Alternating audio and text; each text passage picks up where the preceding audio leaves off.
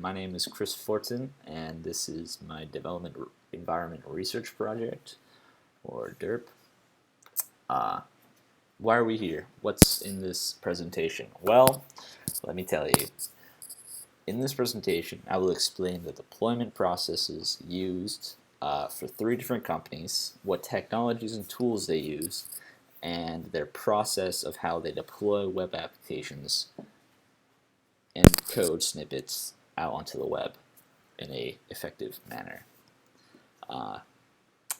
So the first company I chose to do was Dealer.com. I got 2 people to interview. This is a company based out of Burlington, Vermont. They were recently bought out by Dealer Trek Automotives, who were recently bought out by Cox Automotive. So this company is coming up in the world. Some languages they use is JavaScript, Ruby, Perl, Python, and Java. They use some libraries such as React, Angular, Phantom.js, Docker, Groovy, and jQuery. They deal with databases such as MongoDB and MySQL. They use GitHub, Bash, and GitHub Enterprises. And they use Chef for automation and Nagos for alerting and talking with team members. Dealer.com is a very up-and-coming company that deals with automotive websites. They sell their services to dealerships and make websites and host websites. They use many cutting-edge technologies to advance their deployment methods. They use their time wisely in a fast-paced sprinting environment to get the job done in a timely manner. They use GitHub Enterprises for version control.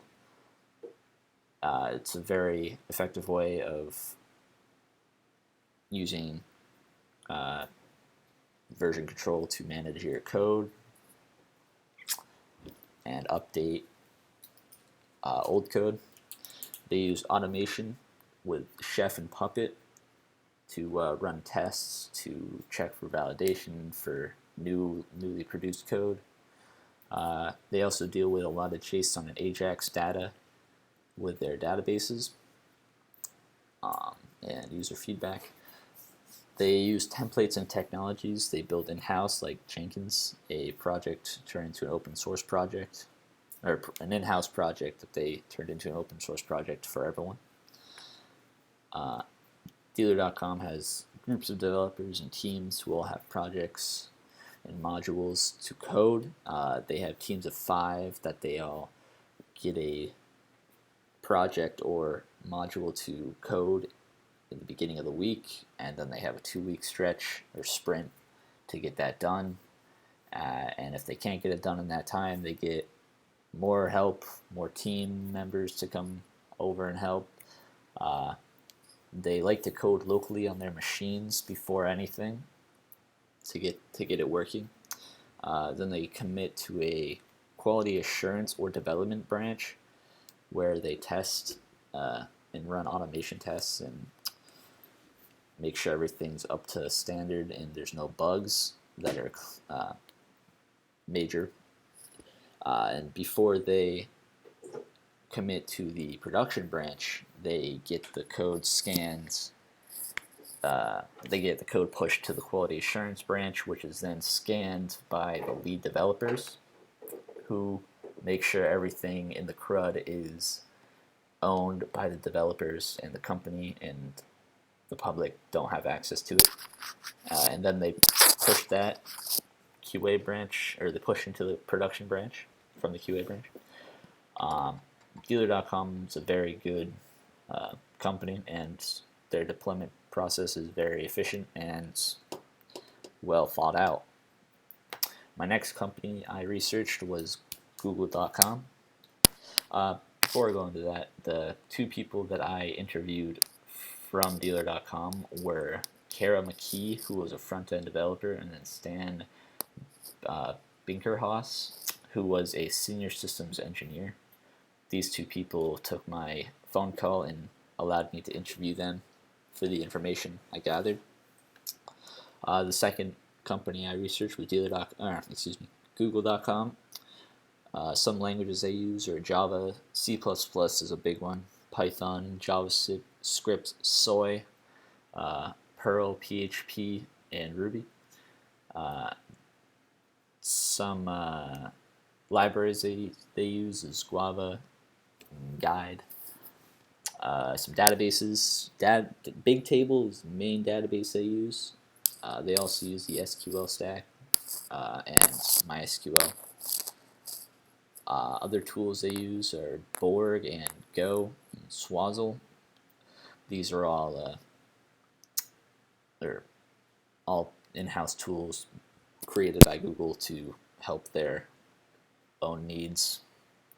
Ubuntu Linux, which they call Ubuntu, and for automation they use Puppet. The overall experience of Google.com is they like pushing applications out in several phases. They like to do that because it limits problems and maximizes efficiency. They have a 4-step method to release new code.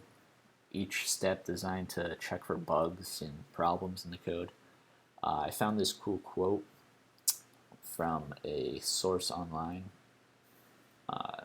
Rather than building a separate cluster of servers for each server system, one of Google's search, one for Google Email, one for Google Maps, etc., Google can erect a cluster that does several different types of work at the same time, which is how Google operates at a large scale and is able to scale large and small according to their user size. And then the steps they use to push new code. Step 1, they deploy the latest code version to a deployment site to test for major bugs right off the bat. If any are found, they fix them and redeploy them to the deployment site. And if that passes, step 2 is a handful of servers run the new code in the production environment, where they like to catch any obvious flaws or warnings in the logs before release gets wide distribution. In that same kind of area, they push the code to a larger set of servers, which pushes the code to a set of users that are on those servers that are using Facebook. That are using Google. This is designed to catch long-term tail fatals and monitor the CPU, memory, Mcache, fatals, database queries, and other monitoring systems to search for any anomalies in the code. Step 4 is they push the code after that it's been through the other 3 steps to the production environment, where it's pretty much the final point of development and deployment. It's very rare that a problem happens here, but if it does, it gets found out and caught by these automation and monitoring systems, where they get fixed and then pushed back. The last company that I did research on was Facebook. The languages they use: PHP, JavaScript, Python, which is not in here, Java, HTML5, and CSS, C++, and Ruby. Some libraries that they use are ProxyGen, Infer, Heroku, and React Native. They use MongoDB and MySQL as databases. Other tools are like MIRC, which is they use to communicate with each other, kind of like Slack. A transpiler called HipHop, created in-house at Facebook.com. They have a Push Karma, a MQTT program. They use GitHub and MC Router. The overall experience of Facebook is they roll out updates almost daily and deploy new code to their servers using BitTorrent. BitTorrent is a deployment system that is a peer-to-peer file sharing protocol. And Facebook sends out pretty much minor updates almost daily and major updates almost weekly. Most data is handled with Ajax and JSON.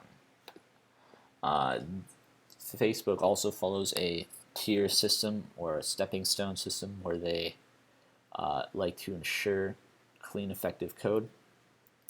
Step 1, they send the code through BitTorrent to its first push to a quality testing branch to ensure that there are no major bugs in the code.